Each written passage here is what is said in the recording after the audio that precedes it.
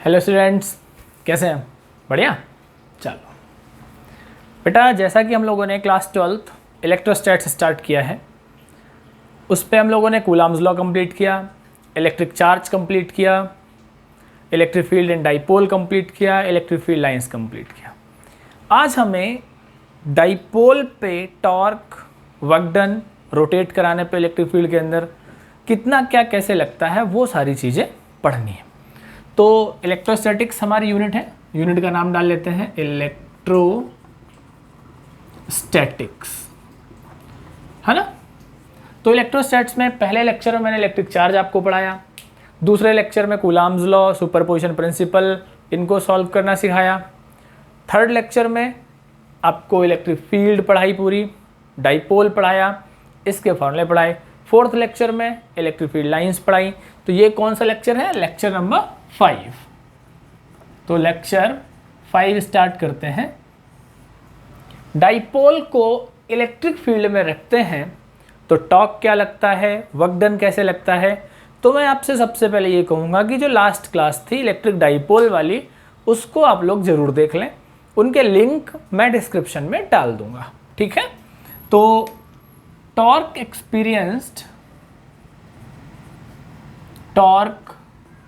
experienced on dipole in uniform electric field। बढ़िया topic है, इससे क्वेश्चन भी फंसते हैं, बोर्ड में इसका डेरिवेशन भी आता है, 1 मार्कर भी आते हैं। तो मैं दोनों तीनों चीज़ें इसमें कंप्लीट करूँगा। सबसे पहले मैं टॉर्क के बारे में थोड़ा सा बता दूँ, इसको क्या कहते हैं? टाउ। अच्छा, वो टाउ नहीं बेटा, एल्डर ब्रदर ऑफ फादर, पापा के बड़े वाले भैया वाले टाउ नहीं, ये टाउ है टॉर्क। टॉर्क क्या होता है? कपल आपने पढ़ा था रोटेशनल मोशन 11th क्लास में। अगर कहीं पे दो इक्वल और ऑपोजिट फोर्सेस लग रहे होते हैं तो वहाँ टॉर्क लगता है। तो सेम सिचुएशन हम डाइपोल की चेक करेंगे कि उसको इलेक्ट्रिक फील्ड में रखेंगे और ये देखेंगे इसमें फोर्स कैसे लग रहे हैं, टॉर्क बनेगा या नहीं बनेगा, वो सारी चीज़ें हमें यहाँ पे देखनी पड़ेंगी। तो चलो स्टार्ट करते हैं। हमने मान लिया ये कोई यूनिफॉर्म इलेक्ट्रिक फील्ड है, ठीक है। मान लिया भाई क्या जा रहा है हमारा, ये यूनिफॉर्म इलेक्ट्रिक फील्ड मान लिया। ये एक डाइपोल रख दिया। डाइपोल को आपको पता है minus Q charge plus Q charge, ये माइनस क्यू चार्ज है, प्लस क्यू चार्ज है, ये पॉइंट ए, ये पॉइंट पी, ठीक है भाई। इलेक्ट्रिक फील्ड की डायरेक्शन ये है आपकी, ये देखो ये इलेक्ट्रिक फील्ड जा रही है। डाइपोल तुमने रख दिया minus Q charge plus Q charge, length of dipole आपको पता है 12 होती है, ठीक है, उससे कोई फर्क नहीं पड़ेगा, कितनी भी मान सकते हो आप। चलो सबसे पहले मैंने ये देखा कि नेट चार्ज ऑन डाइपोल कितना आया, ये हम पहले भी डिस्कस कर चुके हैं। डाइपोल पे अगर मैं नेट चार्ज देखूं तो ये माइनस क्यू है, ये प्लस क्यू है, तो डाइपोल पे नेट चार्ज कितना मिला हमें? 0 मिला। तो पहली बात तो ये क्लियर हो गई कि डाइपोल पे नेट चार्ज 0 होता है। पीछे की क्लास का रिवीजन है, बहुत अच्छी बात। ये माइनस क्यू, ये प्लस क्यू। अगर आपको ध्यान हो, आपने पीछे की क्लास पढ़ी है तो वहाँ मैंने बताया था कि माइनस पे फोर्स और फील्ड की डायरेक्शन अपोज करती है, प्लस में उसी की तरफ जाती है। तो माइनस क्यू की वजह से ये देखो फोर्स इधर क्या ले जाएगा, इसको माइनस क्यू ई, प्लस की वजह से इधर लाएगा इसको फोर्स प्लस क्यू ई। तो क्या ये कॉन्सेप्ट ऐसे बनेगा, ऐसे टर्न करेंगे, जूम जूम जूम, घुमाने की कोशिश करेंगे। अगर ये घुमाने की कोशिश करेंगे तो नेट फोर्स आप कितना निकाल पा रहे हो? नेट फोर्स बेटा अगर मैं निकालूं तो minus Q E plus Q ई, माइनस और प्लस आपने कह दिया 0, ठीक है। अब अगर माइनस प्लस आपने 0 किया तो टोटल फोर्स इस पे 0 आ गया, टोटल चार्ज 0 आ गया। डाइपोल इलेक्ट्रिक फील्ड के साथ ये इसका अगर ये मिड पॉइंट O माने तो ये लेंथ L बनेगी, अच्छी बात है, ये भी लेंथ L बनेगी। इसके मिड पॉइंट से ये इसकी रोटेशन एक्सिस आएगी जो कि ये थीटा एंगल है, अगर ये थीटा है तो ये भी थीटा एंगल बनेगा।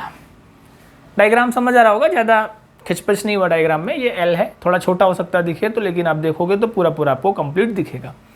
इसको कह दो M, इसको कह दो N, ये 90 डिग्री का एंगल बन जाता है, ठीक है। अब ये डाइपोल को घुमा रहा है। जब डाइपोल को घुमा रहा है तो क्या ये जो फोर्सेस हैं ये टॉर्क बनाएंगे? बिल्कुल बनाएंगे, क्योंकि देखो टर्न घूम कर रहा है। तो जैसा कि हमने 11th में पढ़ा था, तो दीज फोर्सेस क्या करेंगे? Will try to rotate the dipole या turn the dipole in electric field. That's why the dipole will experience a torque. तो अगर मैं देखूं कि एक्सपीरियंस्ड टॉर्क मुझे क्या मिला, तो टाउ इक्वल क्या होता है? फोर्स इनटू परपेंडिकुलर आर्म होता है। बिल्कुल फार्मूला यही है। नेगेटिव फोर्स की परपेंडिकुलर आर्म कौन सी है? OM। क्यूवी फोर्स की परपेंडिकुलर आर्म कौन सी है? ON। तो हमें टोटल टॉर्क क्या मिलेगा? टोटल टॉर्क मिलेगा force due to minus Q charge into इसकी परपेंडिकुलर आर्म OM, इसकी वजह से तो परपेंडिकुलर यही है ना, rotation axis, plus force due to plus Q charge due to plus Q charge into इसकी परपेंडिकुलर आर्म क्या है? ON। चलो ठीक है, अच्छी बात है, मैंने लिख दिया ON। अब क्या करना चाहिए? फोर्स क्या आया? QE। OM क्या होएगा? यहां पे निकालते हैं। चलो OM या ON में दोनों में से कोई भी एक निकाल दूं तो साइन थीटा लगाओ। साइन थीटा क्या होता है? Perpendicular upon hypotenuse. तो परपेंडिकुलर क्या आया हमारे पास? OM, hypotenuse L। तो OM आपको क्या मिल गया? L sine theta. और यही क्या मिलेगा? ON भी सेम मिलेगा भाई, ये भी तो परपेंडिकुलर, इस ट्रायंगल में साइन थीटा लगाओगे तो आपको मिलेगा ना।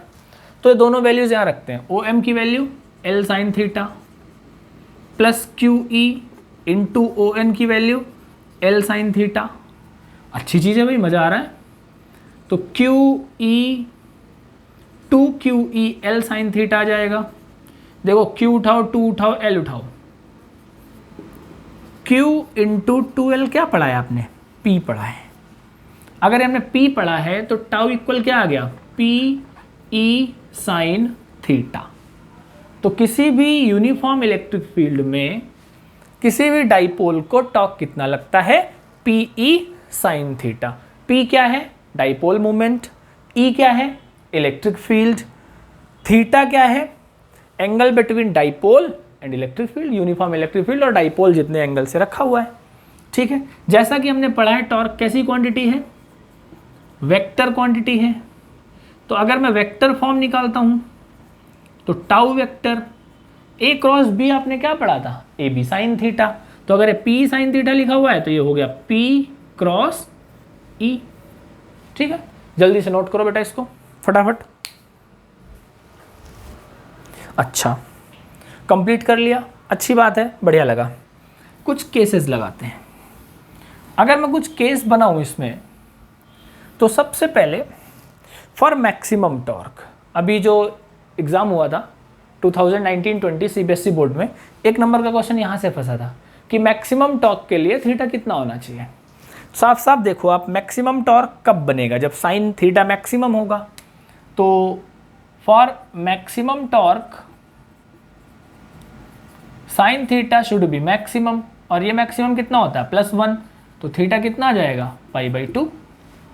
तो थीटा होना चाहिए π/2। तो ताऊ जी जो हमारे मैक्सिमम आएंगे वो आएंगे P इंटू ई। ताऊ जी आए, उनको तुम खाने पीने को दोगे तो P।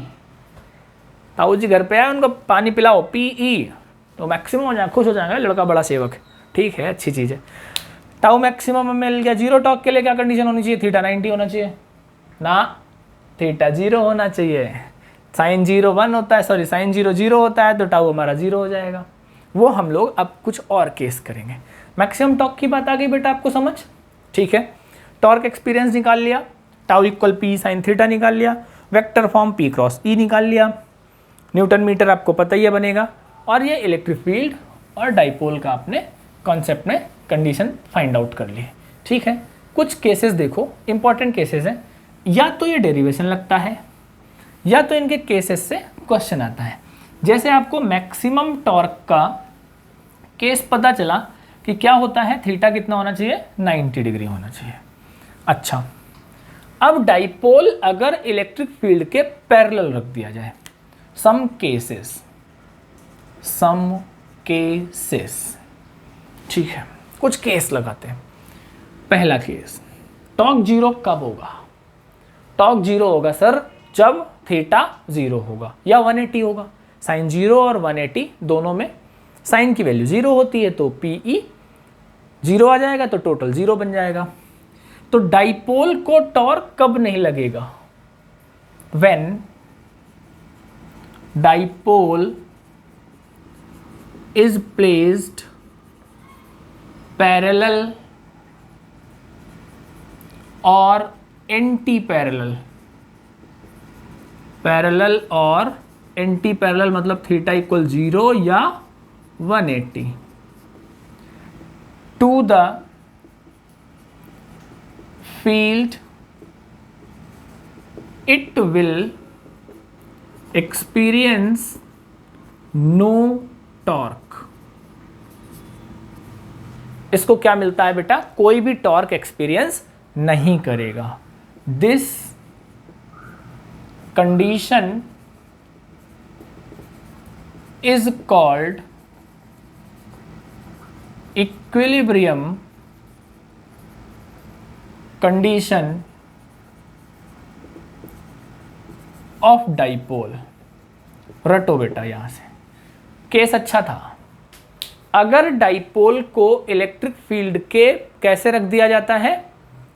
पैरेलल रख दिया जाता है या एंटी पैरेलल रख दिया जाता है, मीन थीटा या तो 0 हो या 180 हो, तो उसको कोई भी टॉर्क एक्सपीरियंस नहीं होता। तो अच्छा ठीक है, अब इसके भी सब केस हैं। पहला, अगर थीटा इक्वल 0 है तो dipole will be in stable equilibrium. समझो बात को, अगर थीटा 0 है तो डाइपोल स्टेबल इक्विलिब्रियम में होगा, और अगर थीटा 180 डिग्री है तो dipole will be in unstable equilibrium. ठीक है, अगर थीटा आपका कैसा है? 0 है, तो डाइपोल कैसा हुआ? स्टेबल इक्विलिब्रियम में हुआ। अगर थीटा आपका 180 है, आएगा दोनों में 0, टाउ, चाहे थीटा 0 हो चाहे थीटा 180 हो। अगर 0 या 180 दोनों केसेस में कोई सा भी है, रहेगा वो इक्विलिब्रियम, लेकिन स्टेबल और अनस्टेबल की सिचुएशन आ जाएगी। नोट करो बेटा इसको जल्दी से। ठीक है, स्टेबल निकाल लिया हमने, अनस्टेबल निकाल लिया। अब कंडीशन क्या लगानी है? मान लो, ये तो हमने यूनिफॉर्म इलेक्ट्रिक फील्ड की बात की थी ना। केस नंबर 2 लगाते हैं, अच्छा केस है। मान लो कोई भी डाइपोल इलेक्ट्रिक फील्ड के पैरेलल रखा हुआ है। तुम कहोगे सर टॉर्क 0 होगा, ये मैं भी कह रहा हूँ टॉर्क 0 होगा, -q + q, लेकिन वेरिंग फील्ड है। डायरेक्शन मैंने मैग्नीट्यूड में, मतलब if field is varying in magnitude, यहां से फंसने शुरू होते हैं पॉइंट्स। मैग्नीट्यूड में अगर वेरिंग मतलब कहीं पे कम है कहीं पे ज़्यादा है। सपोज करो यहाँ पे फील्ड E है, तो यहाँ पे E + डेल्टा E मान लो। ठीक है भाई, वेरी तो करानी है, मैंने डेल्टा E ऐड कर दिया, और क्या किया, और तो मैं कुछ कर भी नहीं सकता। तो देखो टॉर्क तो 0 है, ये मैं नहीं कह रहा, तुम बता चुके हो। क्यों 0 है? क्योंकि थीटा या तो 0 होगा या तो 180 होगा, तो ज़्यादा बात ही नहीं करनी। थीटा या तो 0 है या तो 180 है, तो टॉर्क तो 0 हो गया। ठीक है, मैंने कह दिया भैया टॉर्क 0 है, टॉर्क टाउ भैया हमारे 0 है। पहली बात, इट विल एक्सपीरियंस 0 टॉर्क। ठीक है, 0 टॉर्क एक्सपीरियंस करेगा, बहुत अच्छी बात है। सर फोर्स के बारे में क्या कहना है आपका? बिल्कुल कुछ ना कुछ कहेंगे भाई। यहाँ पे फोर्स क्या आएगा? -QE आना चाहिए। यहाँ पे फोर्स क्या आएगा? QE + delta E। तो नेट फोर्स जो निकलेगा F = -QE + QE + delta E।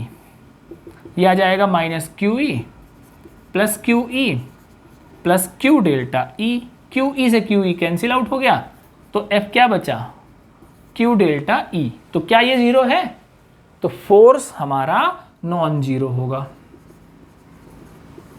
कई बार मैंने पेपर में क्वेश्चन देखा है, मल्टीपल चॉइस क्वेश्चन देखा है, कंपटीशन एग्जाम्स में भी देखा है कि अगर किसी डाइपोल को वेरिंग इलेक्ट्रिक फील्ड में रख दिया जाए जो डायरेक्शन में नहीं केवल मैग्नीट्यूड में वेरी करती है, तो टॉर्क और फोर्स के बारे में क्या कहना है आपका? मेरा जो कहना है, पिताजी जीरो नहीं होंगे लेकिन ताऊ जी जीरो होंगे। ताऊ मतलब टॉर्क जीरो होगा, फादर मतलब जो फोर्स है वो Q डेल्टा E होगा। अच्छा, इसको ना मैं थोड़ा सा और एलेबरेट करूंगा। कहाँ कर दूं? चलो इसे मिटा देते हैं। अगर मैं और इसको एलेबरेट करूं तो डाइपोल की लेंथ 2L होती है। ठीक है सर, होती है। थोड़ी देर के लिए मैंने मान लिया कि length of dipole delta x है। थोड़ी देर के लिए मान लिया। देखो यहां तक खेल हो गया सीबीएसई बोर्ड का। कंपटीशन में अगर इसको बढ़ाऊं तो मैं क्या बढ़ा सकता हूं? F equal Q delta E है। ठीक है, मैंने डेल्टा x से मल्टीप्लाई कर दिया और डेल्टा x से डिवाइड कर दिया। बहुत ध्यान से समझना। तो F equal Q delta x आ गया, delta E upon delta x आ गया। Q डेल्टा x क्या है? P, Q into length of dipole. बच्चे सोच रहे होंगे सर 2L होता है। बिल्कुल 2L होता है, लेकिन यहाँ पे 2L हमारा डेल्टा x है। तो अगर 2L हमारा डेल्टा x है तो इसको मैं लिख सकता हूँ P delta E upon delta x। Delta E upon delta x को मैं और लिख सकता हूँ DE अपॉन dx। कई बार यह क्वेश्चन देखने में आया एक कि rate of change of electric field given है। मान लो किसी ने कह दिया कि rate of change of electric field given है आपको 5 न्यूटन पर कूलाम पर मीटर। ठीक है, डाइपोल मोमेंट कुछ गिवन है 10 कूलाम मीटर। आपको फोर्स चाहिए।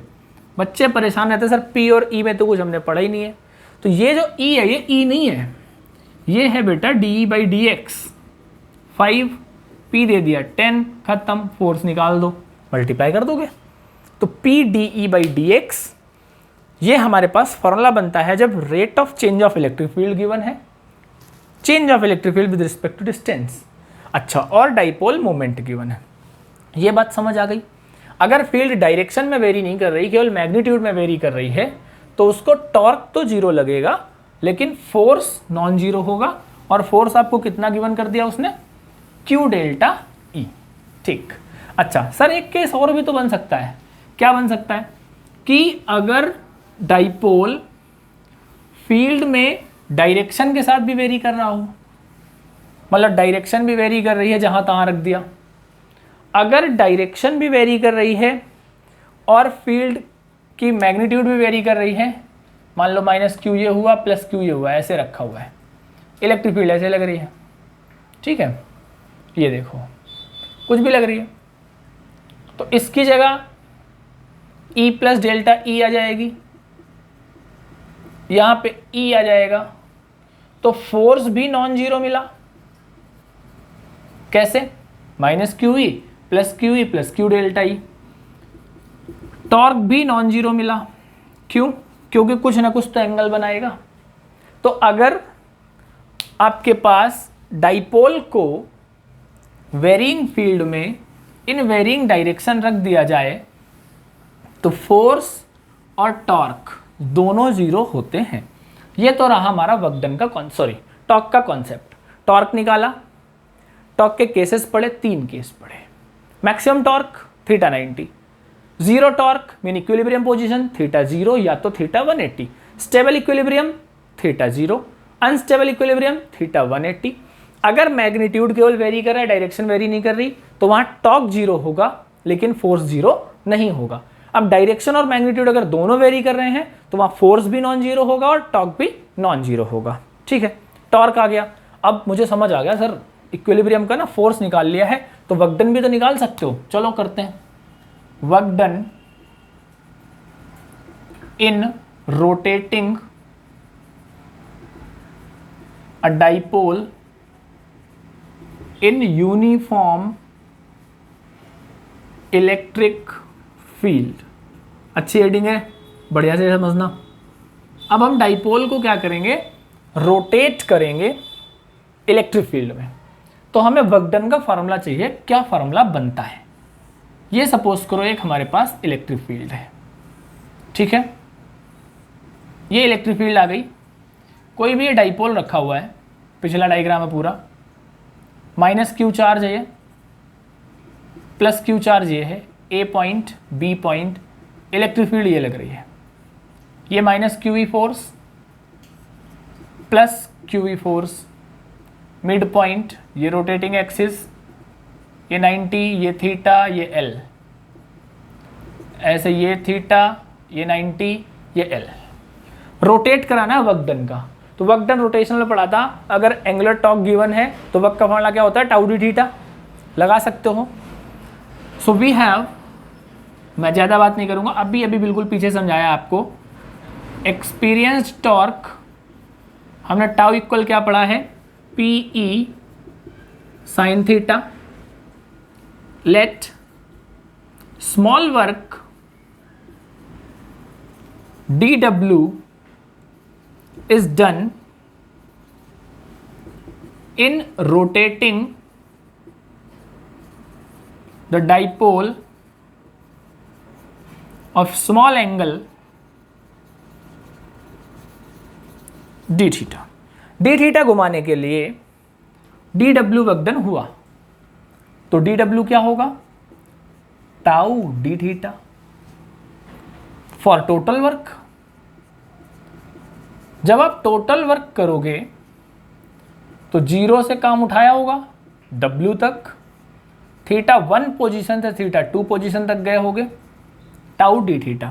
मान लो पहले कहीं थीटा 1 पोजीशन में था, दोबारा वो थीटा 2 पोजीशन पे चला गया, ठीक है। DW हमारे पास क्या होता है, W अपर लिमिट से lower limit, theta 1 to theta 2, tau is what, PE sine theta d theta.